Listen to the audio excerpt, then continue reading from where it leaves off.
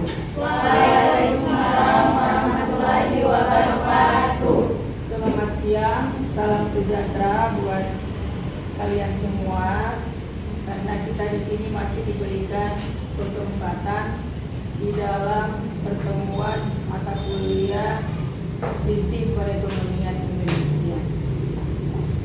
Kalian sudah pernah mendengar sistem ataupun ekonomi yang ada di Indonesia. Untuk itu kita harus mengetahui dulu apa yang menjadi definisi ataupun pengertian sistem dan sistem ekonomi. Kalau kita lihat di zaman sekarang itu semua pelaksanaan kegiatan itu sudah masuk lewat sistem. Karena kita tahu sendiri sistem itu artinya dalam istilah bahasa Yunani, perkataan dalam bahasa Yunani itu dikatakan sistema, yakni yang dapat diartikan sebagai keseluruhan yang terdiri dari macam-macam bagian.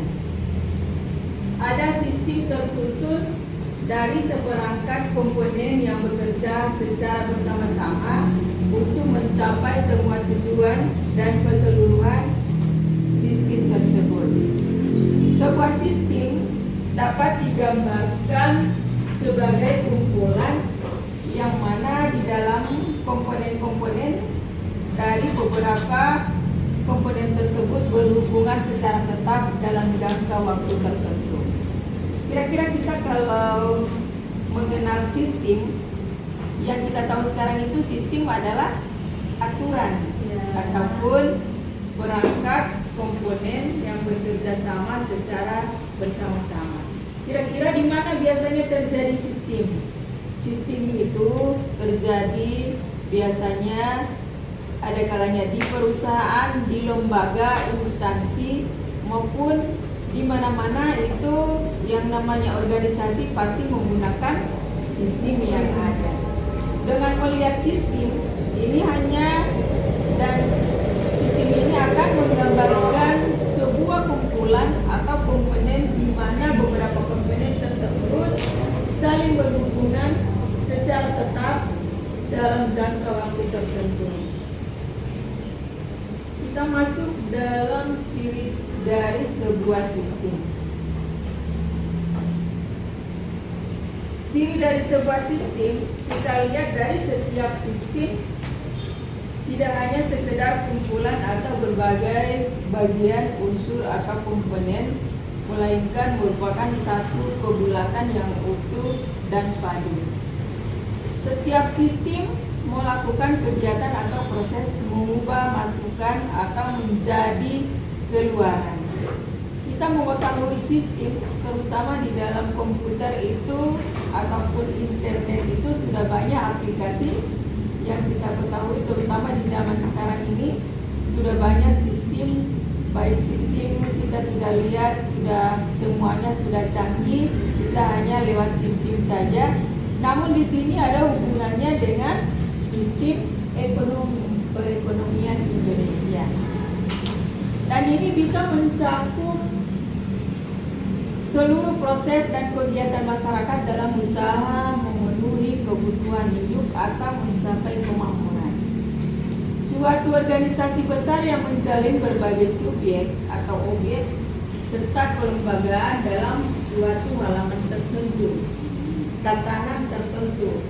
Yani misalnya di dalam suatu organisasi yang mengatur serta menjalin hubungan ekonomi, di dalamnya ada tenaga kerja ataupun tenaga manusia yang bisa mengoperasikan seperangkat ataupun kelembagaan dalam suatu tatanan kehidupan. Dan ini menjadi perangkat kelembagaan yang harus kita ketahui ada cara kerjanya, juga harus ada normanya, juga ada peraturan, hukum dan sebagainya. Berikut kita masuk pada pengertian sistem ekonomi yang tadi barusan pengantar adalah sistem. Sekarang kita masuk pada sistem ekonomi. Kalau kita hubungkan di dalam pengertian sistem ekonomi, ada bagian-bagian sistem yakni dari sistem sosial yang menentukan jawaban pertanyaan. Kalau dalam bahasa Inggris itu,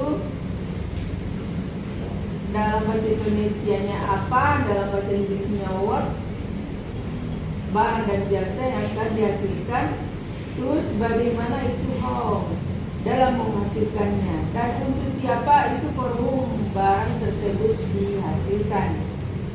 Suatu kumpulan dari mekanisme dan lembaga ekonomi yang ada di masyarakat dalam melaksanakan aktivitas ekonominya.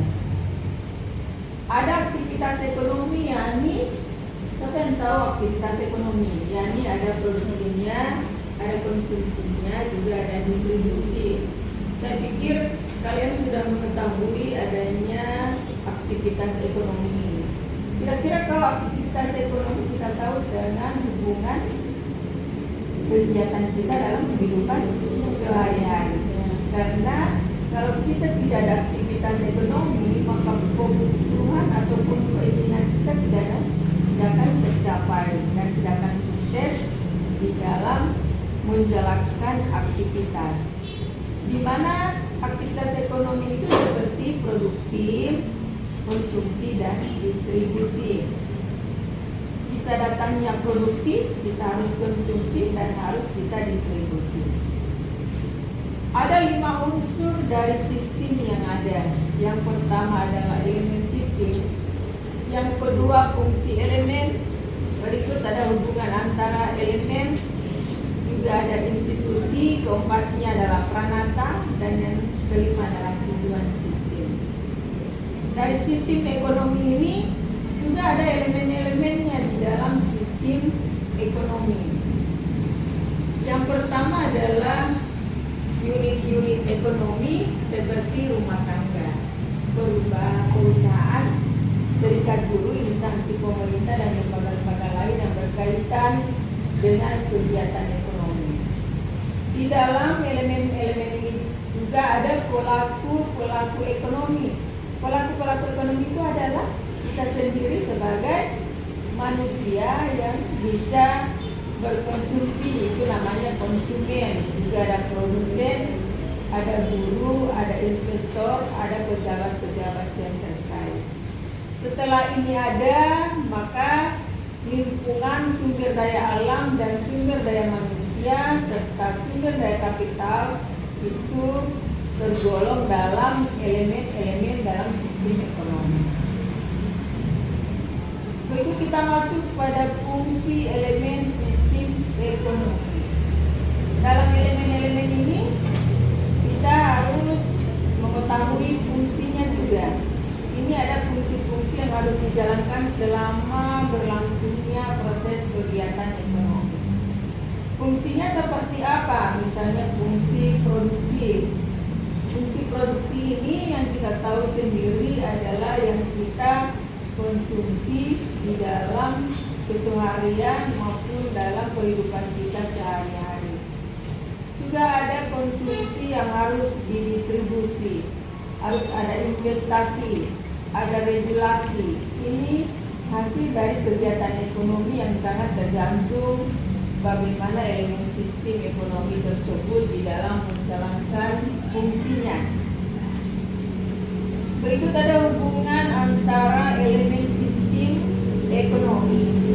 Ada unit-unit ekonomi, ya, harusnya ada pelaku-pelaku ekonomi, sumber daya alamnya, sumber daya manusianya yang saling berhubungan satu sama lain dalam suatu pola hubungan tertentu sehingga menimbulkan proses kegiatan ekonomi. Proses ini adalah proses kegiatan ekonomi bisa berlangsung secara efisien, tidak efisien, atau produktif, kurang produktif karena perbedaan di dalam menjalankan fungsi elemen yang berhubungan dengan pola hubungan elemen.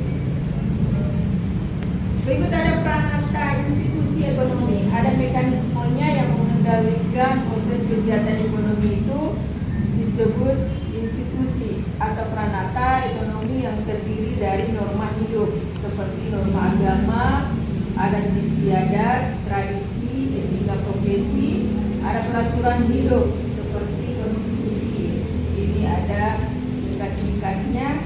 Konstitusi itu adalah Undang-Undang Dasar 1945.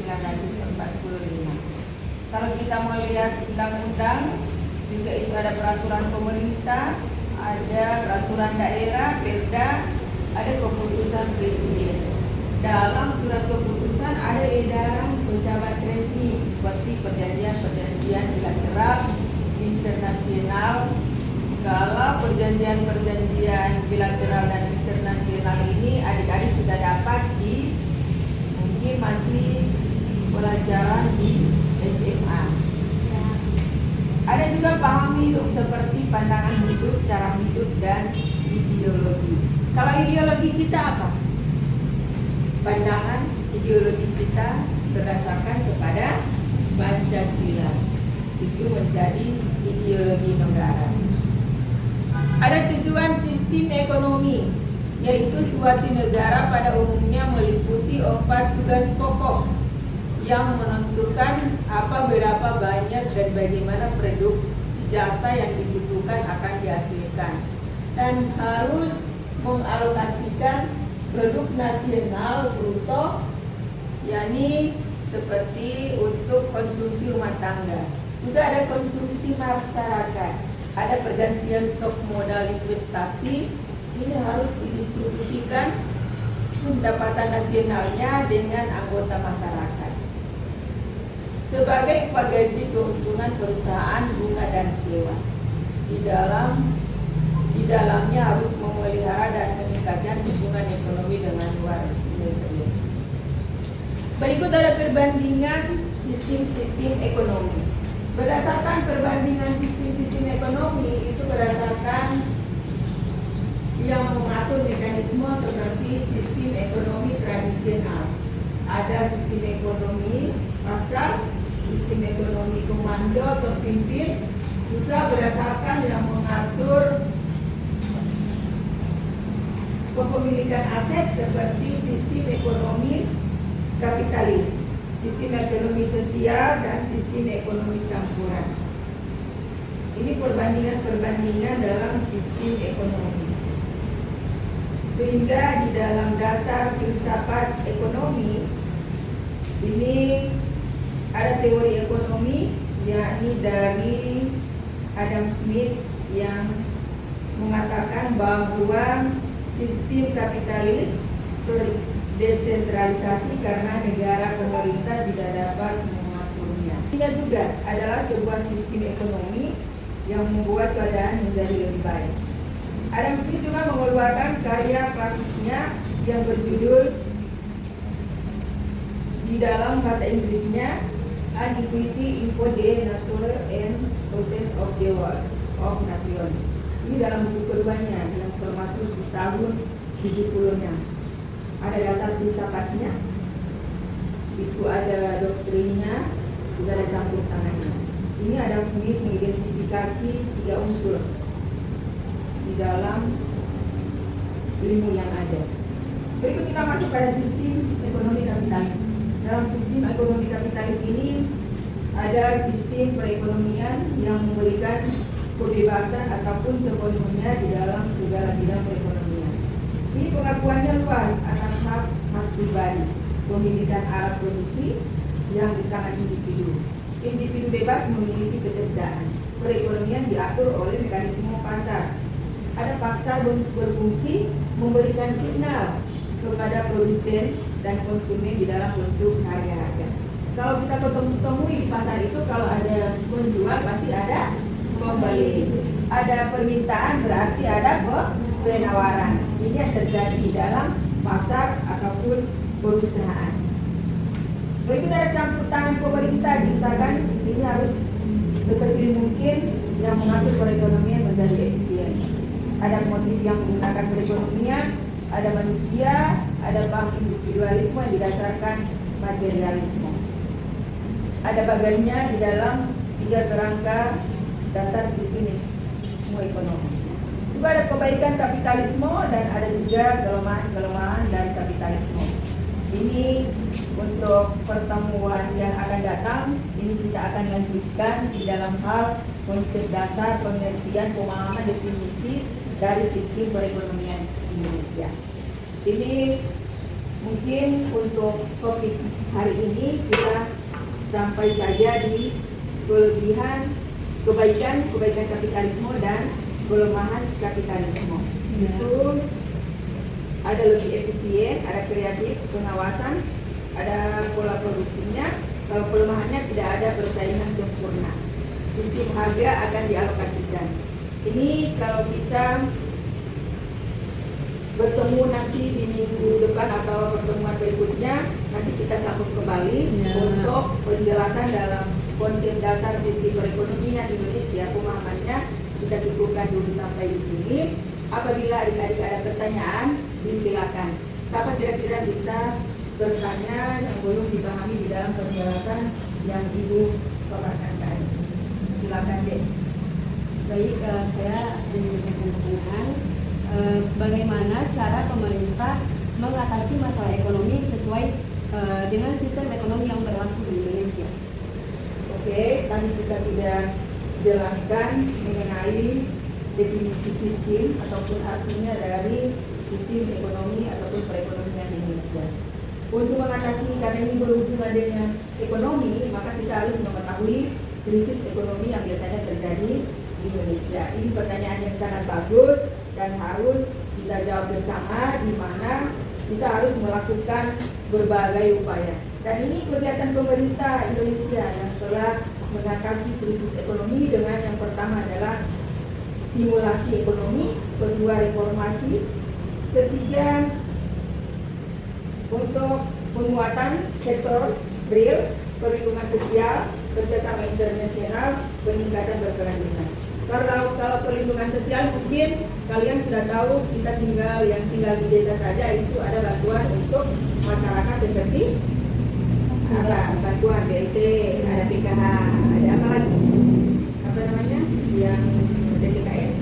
Ini semua ini bantuan untuk masyarakat yang ekonominya tidak mampu. Kalian tahu saja pasti banyak, kalau kita tinggal di desa, banyak masyarakat yang ekonominya masih lemah, masih kurang mampu. Dan ini harus diupayakan pemerintah untuk disejahterakan kemampuannya di dalam kehidupannya. Karena dengan adanya sistem perekonomian Indonesia, maka stimulasi ekonominya ini harus ada. Pemerintah Indonesia harus mengimplementasikan program-program ini di dalam mengikuti berbagai kebutuhan, terutama dalam fiskal yang harus diimplementasikan. Dan ini harus ada pengurangan pajak bagi sektor yang terkena krisis ekonomi, terutama dalam sektor tertentu. Juga harus mendorong aktivitas ekonomi dan meningkatkan daya beli dari masyarakat. Berikut ada reformasi struktural yang harus diadakan oleh pemerintah. Juga adalah upaya kedua dari pemerintah.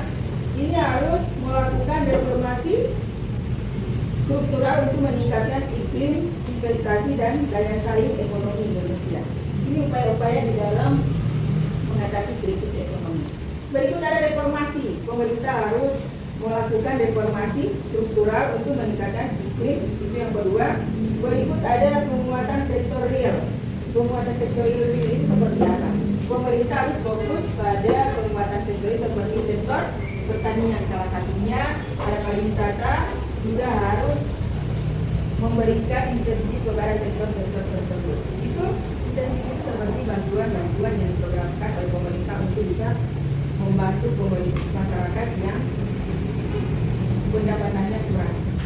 Berikut ada perlindungan sosial. Ini yang biasa di desa-desa ada bantuan dengan meluncurkan program perlindungan sosial. Dan ini sudah banyak dibantu oleh pemerintah untuk masyarakat di dalam terdapatnya krisis ekonomi itu langsung dari pemerintah. Terakhir adalah kerjasama internasional. Pemerintah ekonomi melakukan untuk kerjasama internasional dengan memberikan cara dengan lembaga keuangan internasional. Ini harus ada kerjasamanya dalam memperoleh dukungan ataupun pinjaman investasi dalam rangka mendukung pemulihan ekonomi. Kalau pinjaman pinjaman contohnya seperti apa? Pinjaman kredit yang ada di desa seperti koperasi, BUMDes, simpan pinjam yang ada di desa untuk bisa membantu peningkatan kesejahteraan rakyat masyarakat yang ada di desa. Ini pertanyaannya dari mahasiswa dan mahasiswa itu sudah terjawab. Apabila masih ada yang lain, kami persilakan. Tidak ada. Sekarang ibu yang bertanya, siapa yang akan bisa menjawab? Dalam upaya menjaga kelembagaan dan kestabilan, utamanya di dalam perekonomian Indonesia, itu menggunakan sistem ekonomi campuran, di mana pemerintah memadukan dua sistem ekonomi yang sekaligus dengan sistem ekonomi pasar. Dan dengan berencana atau berpimpin, namun tidak dengan perintah lepas dari nilai-nilai landasan negara Republik Indonesia. Kalau landasan negara Republik Indonesia yaitu Pancasila dan Undang-Undang Dasar 1945 yang menandatangan pasal 33 ayat 1, 2, dan 3 itu tentang sistem ekonomi Indonesia. Juga ada pasal 34 yakni fakir miskin dan anak-anak terlantar dipelihara oleh negara.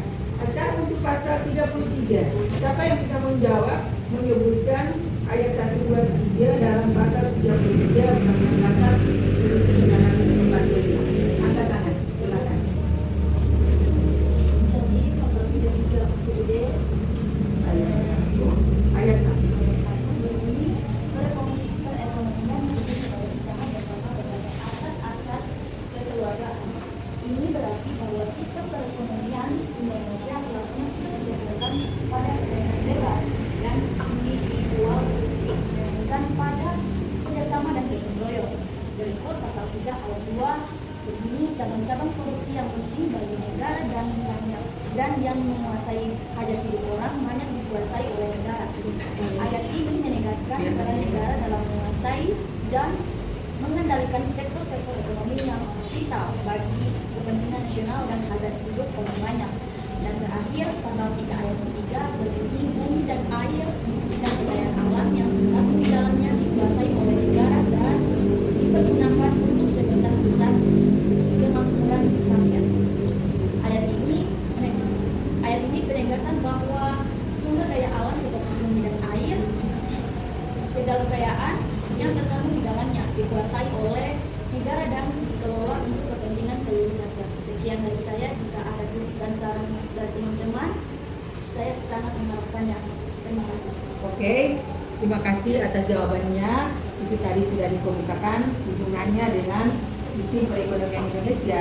Itu sudah ada dalam pasal 27, 34, juga ada 33. Tapi pasal 33 ini memang sudah isinya itu sebagai perekonomian Indonesia. Nah, di dalam perekonomian ini maka ada sektor-sektor yang harus berdampingan di dalam interaksi ekonomi, yakni di dalam yang terjadi di dalam pasar ataupun ada persaingannya yang baik oleh campur tangan pemerintah, itu sudah banyak dicegah oleh perusahaan-perusahaan besar, terutama dalam mengalami kebijaksanaan politik dan ekonomi. Dan ini harus kita ketahui bersama di dalam mencegah organisasi, ini harus menekan pengusaha di dalam menentukan harga barang. Kalau kita tidak mengetahui sistem yang ada di negara kita sendiri, khususnya negara Indonesia, kita harus mempertahankan sumber-sumber daya yang ada, terutama sumber daya alam, sumber daya manusia yang harus dikuasai oleh negara. Itu termasuk dalam pasal 33 yang namanya adalah bumi dan air yang terkandung di dalamnya. Dan ini pemerintah sudah menyusun peraturan ini di dalam perencanaan untuk menetapkan kebijaksanaan di bidang ekonomi, baik swasta maupun negara. Dan dalam kebebasan di bidang ekonomi ini, batas kebijakan ekonomi ini ditetapkan oleh pemerintah. Pemerintah bertanggung jawab atas jaminan sosial dan pemerataan pendapatan dengan jenis dan jumlah barang diproduksi ditentukan oleh mekanisme pasar. Dan ini berhubungan langsung Indonesia dalam peran dan campur tangan pemerintah Indonesia di dalam perekonomian berdasarkan pada sila kelima Pancasila, keadilan sosial bagi seluruh rakyat Indonesia. Dan amanat konstitusi itu adalah pembukaan Undang-Undang Dasar 1945 alinea kedua. Ini mungkin sudah hafal di kepala untuk pembukaan sampai alinea keempat. Jadi dari SD itu sekolah dasar ini sudah memang dihafal, disuruh baca pembukaan setiap upacara. Ini mungkin kalian semua sudah menghafal apa yang menjadi amanat konstitusi pembukaan undang-undang di dalam khususnya alinea kedua, yang mengatakan bahwa dan pergerakan kemerdekaan Indonesia telah sampailah kepada saat yang berbahagia dengan selamat dan sentosa mengantarkan rakyat Indonesia gerbang pintu gerbang kemerdekaan negara Indonesia merdeka, bersatu, berdaulat, adil dan makmur. Jadi untuk topik hari ini adalah dari mata kuliah sistem perekonomian Indonesia, itu dari awal mulai dari definisi, pengertian sistem dan sistem ekonomi, juga ada sistem ekonomi yang terjadi di Indonesia, ada kebaikan dan kelemahannya, juga ada keuntungannya, ada ciri-cirinya, juga ada fungsinya di dalam menjalankan sistem ekonomi. Ada juga kebijakan ekonomi, dan untuk sistem ekonomi kapitalis tadi sudah jelaskan, dan mungkin pertemuan berikut kita lanjutkan lagi dengan topik yang lain. Jadi hari ini kita cukupkan dulu materi ataupun topik dalam mata kuliah sistem perekonomian Indonesia, dan marilah untuk pertemuan hari ini kita akhiri dengan mengucapkan alhamdulillahirabbil alamin. Wassalamualaikum warahmatullahi wabarakatuh. Waalaikumsalam.